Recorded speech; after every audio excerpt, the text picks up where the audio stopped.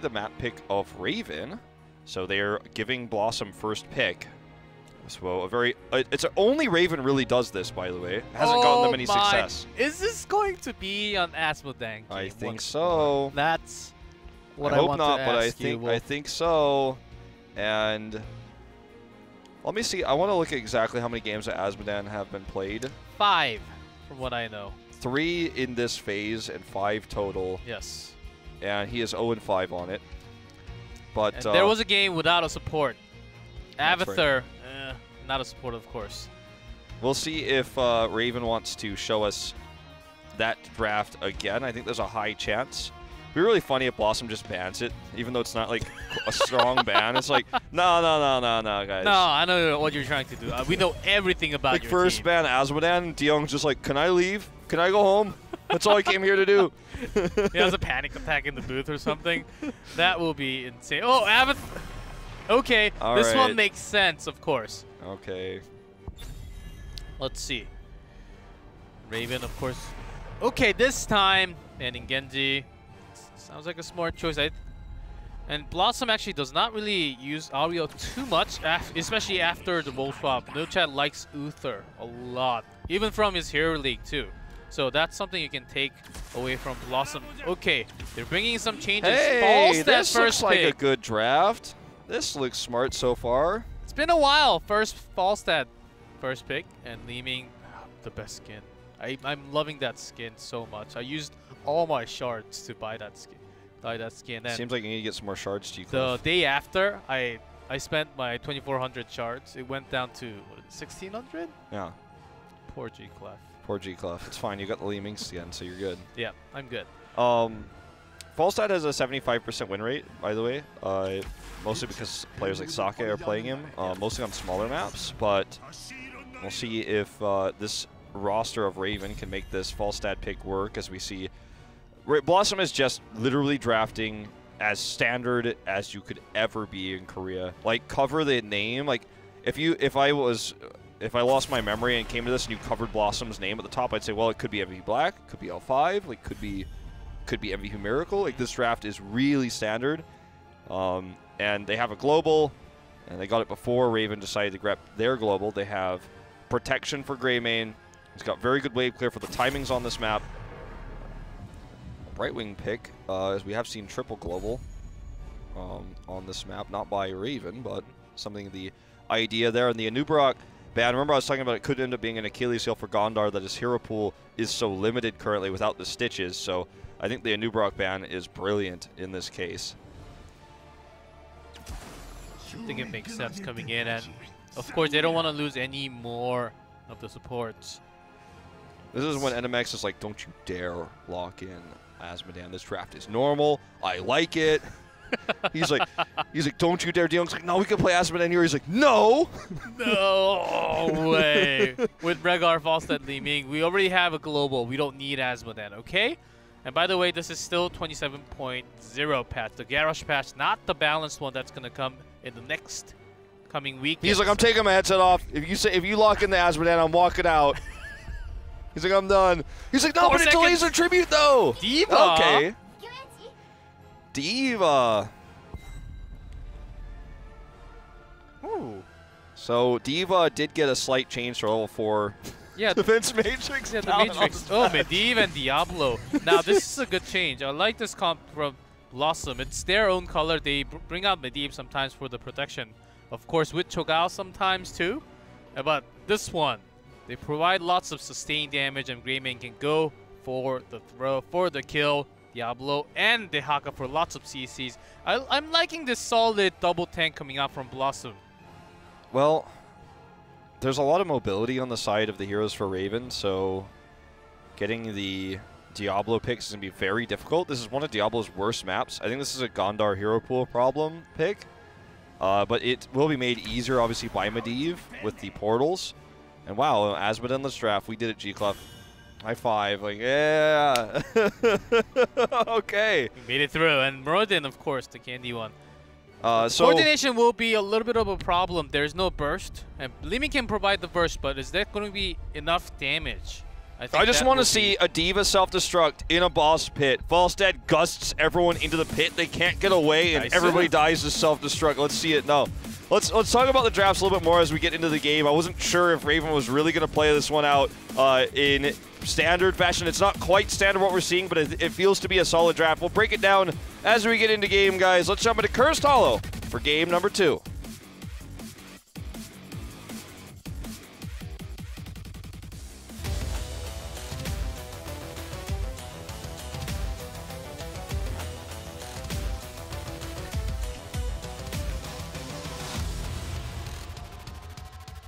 So we have a pause, toilet issue, as I think is the official Korean term for this. It's the official Korean esports term. Toilet issue. So we have a pause. That was a nice meme. One of the players, we weren't told which one, had to go to the bathroom, and it was an emergency, we were told. So emergency. He's running over to the restroom. Luckily, we have very nice bathrooms here at the OGN studio. Yes. Private lights for each stall. Very good dryers. There's one sink's like really tall if you're like a really tall guy. There's one sink's really short if you're a really short guy. Toilet paper's always filled. The tissues to wipe your hands, though, not always. Not every time. Sometimes the Ajima signs off, but they're not in there. I don't know what's going on with that. But otherwise, the bathrooms are pretty perfect. Yep, every single floor. And that's the kind of building we're having esports in. That's OGN. And clean bathrooms, man. Yes. Not always the toilet tissues to dry your hands, from the room of bath, you know. That's right. So I'm sure they'll be able to efficiently and quickly finish their toilet issue, come back, and we'll have to resume with no problems. Luckily, this happened before the game started, or right before the gates opened, I guess. The game started, but the gates didn't open yet.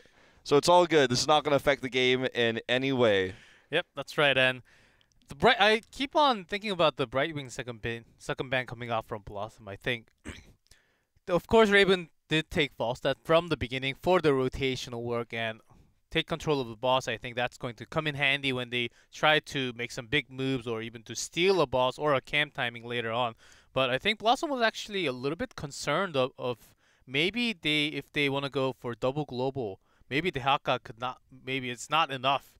So I think they are actually super strict, and their line of thinking is on top of Raven's head right now. I think, too, the triple globals that we've seen with Brightwing, which they could have gone down that path. They wouldn't have the Dahaka, but there are other globals available. Get out of here, Fly. Look, he's right on my monitor.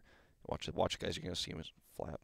You need the chopsticks. Anyway, yeah, if I had chopsticks, I could grab But you're not them. Asian, sorry. I've grabbed a Fly with chopsticks before. No, not being a racist here, of course. But anyway, so the triple global with Brightwing that we have seen is not as global as this Fly right now. The triple global that we have seen with the Brightwing Falstad can get you picks, right? It's a gank-oriented composition, but they just removed the possibility with that Brightwing ban. A safe way to play it. Bathroom, toilet issues resolved. Here we go. Wiz is on Dahaka, Gondar on Diablo, Mora on Medivh, Dudu on Greymane, and No Chat on Uther. And in red, Raven, Darvish on Leeming, Hamlin on Falstad, NMX on D.Va, Diong on Murdin, and Chom on Rhaegar. So let's see how the D.Va play works out. This will be D.Va's 4th time being used in HGC Korea Phase 2 since release, so we will see how this one pans out. Will be Wolf Run on the Rhaegar, my personal favorite. No bias. Of course, also Medivh will... We saw lots of the portal used for the rotational work too, especially on the battlegrounds like Spider Queens. We saw lots of those rotations coming in, and the Mexic just soaking in the damage. And BlossoM with the Haka, I think their rotational would just out-rotate the entire map of Raven. Well, once it comes down to 10, Raven can have lots of zoning controls, especially for camps and boss, as we mentioned. But by that time, didn't time his Dark Swarm with it, or it could have maybe been a pick. He obviously was out of range to pull into the cannon turret, the towers. But yeah, the early game here is definitely advantage BlossoM. They got this cleared much faster in the bot lane. They didn't lose any experience. They forced NMX to Hearth Home on the D.Va, and looks like he is just now returning to the mid lane. And if Falstad is losing to Dahaka in top, then it's already going to be a bad situation, I think. Okay, that was a very good barrel roll. Falstad is ranged, so should be able to bully Wiz in the top lane in the 1v1. You know, just make sure you don't want to push too far, though, and get ganked. So it's like we're going to see a rotation over here with Diablo, but again at this stage, I don't think Diablo can really do too much. It's too obvious what he's doing. One of Diablo's worst maps because he just simply cannot soak hard to get his souls up early, and he cannot gank easily because the lanes are so far apart. That's right. And even if you try to gank or do some kind of CC, the focusing will not be perfect because Greymane is, along with the Uther, was, or at least was, on the in the bottom lane, and Dhaka Diablo just soaking EXP right now. Yep. See the camp timings for both teams. Only one hero required for BlossoM because they have Greymane in their comp, whereas with the Rhaegar, if you want to clear it as quickly, you need the double. It's already scouted out by Mora on the Medivh. He knew this was happening, so it's almost it's a bit surprising that he even stuck around so long for that, because there's not a single Korean team in this league that would not be there at that exact time. Either way, does check it, and it looks like we might see a baited gank here in the top lane. Actually, they don't have Vision of Dudu. Unfortunately, unsuccessful. Good reaction here by Hamlin. But this still pushes the lane in really hard, and the Siege Giants are going to help out with that. Unfortunate spawn location for BlossoM, though. The Siege Giants on the wrong side of the map, so actually Raven will get the advantage in terms of pushing in the bot lane. They're leaving Li Ming down there for a long time. I think Li Ming's going to stay because they did not lose Hamlin from the initial gank that came in. Maybe they will just give this up or try to stall at least a long time to actually counter the tribute to a fort down there. I think Raven will be actually happy to lose this. Oh, Diong's super low. If they lose this, it's fine as long as they don't lose members. If they lose it and lose members, then it's not okay, as they'll lose the fort anyways. Dhaka is rotating down slowly, but they won't save the fort. It will go down. Yeah. Nicely done by Raven there. This is a smart move. And sure, they lose the tribute, but in the short term, that is going to be absolutely okay. They take a structural lead from this. Li Ming isn't the best hero to wave clear or split push, but given the very little time they had to react, and because it was an unfortunate location for Falstad, he couldn't fly down there to get the soak. They made do with what they could, and they didn't use the self-destruct either. NMX is going to hold on to that. So they're waiting for a better opportunity. That was an awkward one, where they said, okay, let's just try to maximize the value of the Siege Giants in the bot lane instead of just simply trying to take that fight, having the slow rotation up from Li Ming, and I like how it turned out. Another top tribute spawn, this time on blue side. So very favorable for BlossoM, especially because they have their global on the opposite side of the map. So if Li Ming doesn't come up, this is going to be a problem. So as you can see, she's leaving on the minimap right now to come up. That means Dhaka gets the extra soak down there. Yeah, smart choice. Of course, the fort is already down, so Rimi can't really go in all the way deep, and it will cost her own life. So they have to come and commit all the way. Dhaka can join anytime. So this is actually a good chance for BlossoM soaking a lot more EXP. And their tank actually Camp is just canceling in the middle. Young actually taking a ton of damage, and Mora also has to protect. Does not have the portal, it seems like. Too late. Just came back, and it was too late indeed. Still, the longer this fight goes on, the more Dhaka does in the bot lane. Looks like they were going to give up the tribute, so with this kill, a 1-for-1 tribute. But I guess you could argue that very similar value was given to BlossoM this game. Yeah, and Rip stacks. I was actually counting stacks. It was actually around 6 to 7. So need a lot more time now. By the way, Dhaka didn't do that much damage to the fort because he didn't have Siege Giants. Raven not only got the tribute and a pick, but they also were able to deplete the ammo here, and Darvish will get away on Li Ming in the top lane. So they did so much more, both tributes, than BlossoM did in terms of structure damage, and now they even up the tribute count, so they're not dealing with Curse Point. Oh, Diong, please. Pierce the entire Q build. Later on, if you have so much stacks, you actually do tons of damage to the buildings, the structures.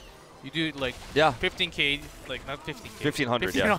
15k will be insane. 1500 or more in the late games. I've tried that sometimes, like a long time ago when I was a noob. I was still a noob, but hey, I mean, it actually it was a common build back in the day for solo queue, and we were all noobs once, G-Clef. But this is a really important tribute. I think it's also okay since they do not have so much CC. Pierce may be needed when, especially something like Diablo dies in, along with something else like Greymane. Yeah. I think they. Speaking of, see you later, Dudu. This is poor coordination on the side of BlossoM. This rotation designed to greedily clear the cap without vision struggles. Dhaka's forced to go top lane. They're going to have to give this tribute up.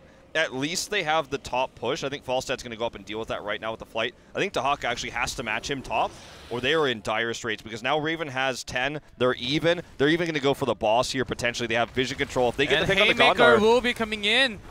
DeYoung will just self-destruct, or sorry, bunny hop. Nicely done by Mora, catching every single member there. If they had not gotten that leyline seal, I think they lose 2 and lose the boss. So very important leyline seal. It is on cooldown now, though. Let's see if Raven wants to force this. They have self-destruct. They only use the bunny hop. Which when I saw the indicator, I thought we were seeing a self-destruct for a second, but no, it was just the bunny hop. Hamlin clears the Giants, so they have the lead in the top lane here with the forts as well. And Raven is playing a great game. I have nothing bad to say about what we've seen in this game from start to finish. Also, I think Haymaker is also okay from what we see so far, because Greymane's still holding his. Could actually be okay. Go for the throw for the kill. Of course, makes more sense without the avatar onto Muradin. But there's not too much burst damage coming in, because Medivh, of course, is more sustained damage coming in. So Haymaker is. Hamlin survives that too. Is it going to be more of just picking up the kill? No, not this time. Okay, this is really important. Falstad does get picked. From the APOC, I guess. Yeah, from APOC there. Somewhat greedy there. It's actually kind of crazy that they were able to get that. So the APOC gets the kill on the Falstad. This should be enough for them to even up the tribute fight. So going back to what you're saying about Haymaker, though, I think we have to review this in about 3 to 5 minutes' time. Because when he locked it in, the idea was to guarantee the double kill in the bot lane. He failed to get those because of the really cool leyline seal. And sometimes when you hold heroics, you get this opportunity to lock in and get a kill. And we see it so many times with Mosh Pit, for example, back in the day. We see it with Haymaker, Judgment, for example, where you lock it in, you get these kills. And then sometimes there are trade-offs in the late game, but if you can make that pick, that lock-in worth the kills to snowball the game, it works out. But if you don't, then later on when you don't have it, you really miss it. And I think that might be the situation we have here in this game, as we're going to see the attempted contest, but yet again, Mora in perfect position to get the double ley line. There's appears the double stacks coming in, but Chom is alone, and he may be cut off alone, and Diva comes in handy here. Explosion will buy the zone. Divine Shield has to be used here. The body blocking coming out from DeYoung was really good. They are going to trade the self-destruct for the Divine Shield. Already Falstad is dead, though. Remember, this is about to be Curse, so they can't lose anyone else. Curse with boss could be the double boss here against Raven. They cannot lose anybody else right now. They need to leave. And MX is going to do just that. Also see another idea of this using the Haymaker when they try to go into the portal. I think they can stop it if Muradin is in the perfect positioning. And oftentimes it requires a dwarf toss into the portal or next to the portal, and meanwhile they can actually portal out. Yeah. I think it's a hard idea to actually achieve in the game, but it's possible. Well, let's see what they want to do with this boss as the curse is active. Looks like they're pushing mid hard. No rotation to attempt to grab boss. They want to keep instead. It could still contest the boss after this expires in 40 seconds, but they want to at least push in the keep wall right now. They are rotating away. As you see, NMX is just soaking the top lane right now, making sure that they don't lose top fort while also trying to maintain that same talent here that will hit the 13. So let's see how this next fight plays out, because now BlossoM does have Curse Point against them. They didn't get the keep. They got the keep wall slightly damaged. I don't even think they've completed that. And they didn't get the boss, but they could posture for a boss play now after they take this mid camp. It's going to be the night camp. Yeah, Raven has a pretty good tool, Haymaker and the Gust available, but the Leyline Seal APOC combo didn't even happen yet. When it comes to small zoning, when you try to get into that circle on the zone, Leyline Seal will be very, very handy for BlossoM, and they also have the APOC, will be a strong zoning tool when it comes to the time when you try to steal this boss, so it seems like they are going for the pressure. Okay, NMX almost lost his mech there. That would have been problematic considering he didn't even have the self-destruct to remech. Also, that would help BlossoM to get to 16 EXP. Hamlin has to use the Gust for defensive use. He's alone again. Ooh, Leyline, they want this. The APOC timed with that Leyline seal. So well done. Darvish here trying to do what he can. The Li Ming skin, it's sexy, but it's not going to be the kills. It's not going to be the resets. Ancestral having to be used here early with no avatar available to him. DeYoung is very much exposed. The self-destruct will force everyone to zone away from the wall, but it doesn't save DeYoung. And that's going to be the double. And the Max trying to chase, force them to dismount here with Pilot form, but I mean, that fight was partially lost because of the lack of Avatar on the side of Diong, and we wondered, would we have to ask that question? Would we have to take a look back at when they 4 levels ago locked it in? Would they regret it? And I feel like this is the first time they definitely did. Yeah, partially lost. If Hamlin was not there, I don't think the fight was even started at all. So that's true. Yeah, and so that's the thing. And also, Raven can also have something in mind. Haymaker, just pulling one with the Haymaker and gusting the rest of the team. Kind of like Gorge with the gust available. But if every member of the team steps over the line like this and gets picked off, there will be no chance of having that combo. And even with the combo, I don't think they can get a kill. That will be the biggest problem. I have to say, on this 3rd game career for Mora on Medivh, he has had an incredible performance. He has had 3 hyper-impactful leyline seals that changed team fights, saved his teammates. He's had really good protection. He did lose his stacks early, but he has them now. Oh, this is never going to be a one fight for Raven. No Avatar yet again. Diong has to use Haymaker. I guess it will save him, but he could have tried to at least reinitiate the fight if he had that health from Avatar. He doesn't. Hamlin is actually getting soloed here by Mora with the the stacks completed. He might lose the 1v1. Okay, he didn't die, but he lost the 1v1. We have to be frank here. And Mora, as we say, Medivh is good, and he wins a 1v1 against a Falstad who has Season Marksman stacks. They lose the boss here. Siege Giant's pushing the lane as well.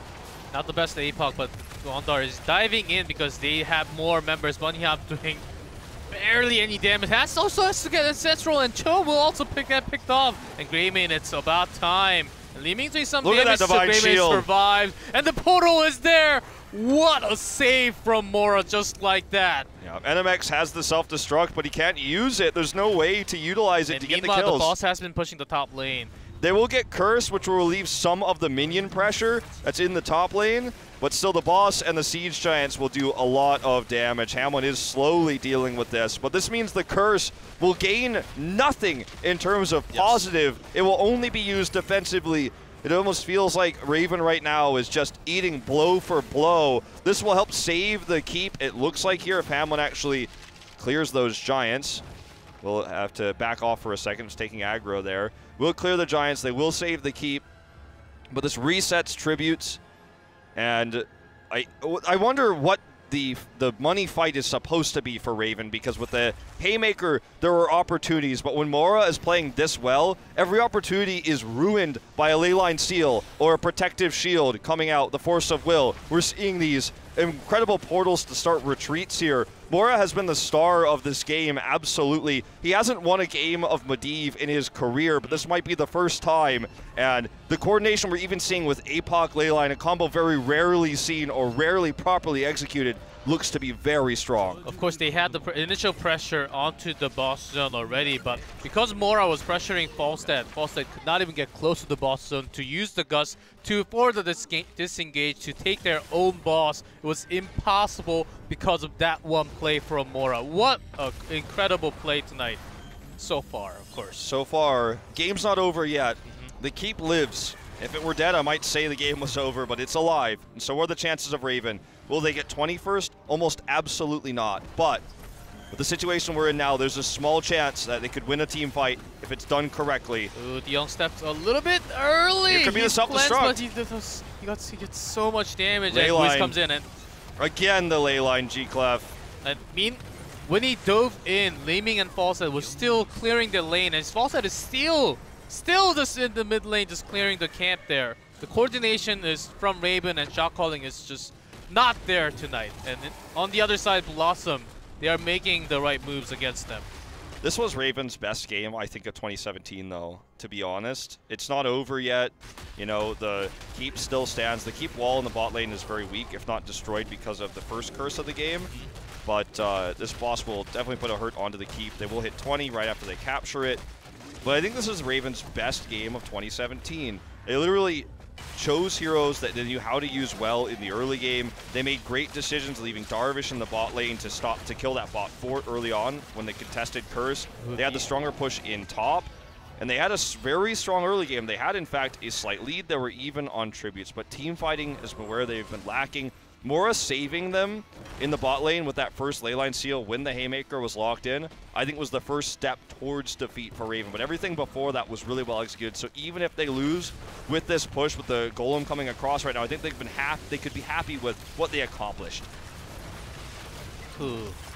Self-destruct here used early. Diablo pushes it away. Great force of will here on the Tudu to keep them alive. And then picks Stone Skin at 16.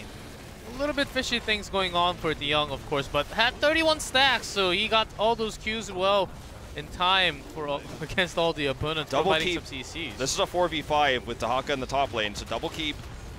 Leyline seal.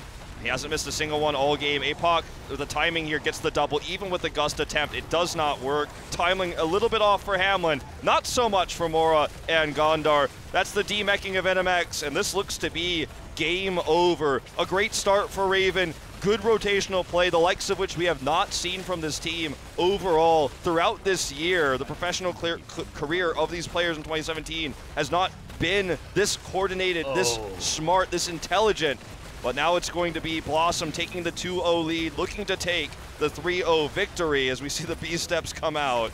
Oh, but so much damage from BlossoM, and they're just getting picks and picks, and that's going to be game number 2. It was not the most perfect win from BlossoM, but I think from the draft, what they wanted to do and their playstyle, and I think Mora gaining the confidence from this game of playing Medivh and showing us what he can do with the Medivh. It's a big factor going into BlossoM tonight. All right, well, first time DeYoung's not smiling. I think they took the draft here very seriously. I think there's the smile I was looking for. I thought the draft was super serious, but the talent choices, I gotta say, a little questionable, especially on Muradin's Qs. I feel like when you see the Haymaker lock in like that, you can't necessarily know that then Medivh will have the perfect leyline seal and save everybody, like get 4, and then everyone just walks out with like 2% health. But the trade-off was there when they didn't get those picks that weren't able to take. They wanted to get those kills to get the boss, to get the curse. Like, all these things were so close. Like, it was so close. Like, I mean, if he gets the double kill there, they get the boss, they get the curse, they get the double boss, and it's like the entire game is opposite of what occurred when the leyline seal allowed them to escape, and they got the counter picks, and they got the curse on the side of BlossoM. So when he locked it in, if it had helped them secure those kills, I would have just sat back and said, look, okay, I submit to the Haymaker here in this situation, this one situation where they're up on curse, but it didn't happen, so they ended up paying for it at the end of the day. We're going to go to game number 3 to see if it is going to be the conclusion of our first best of 5 or if Raven is going to bring it back. We'll see you then.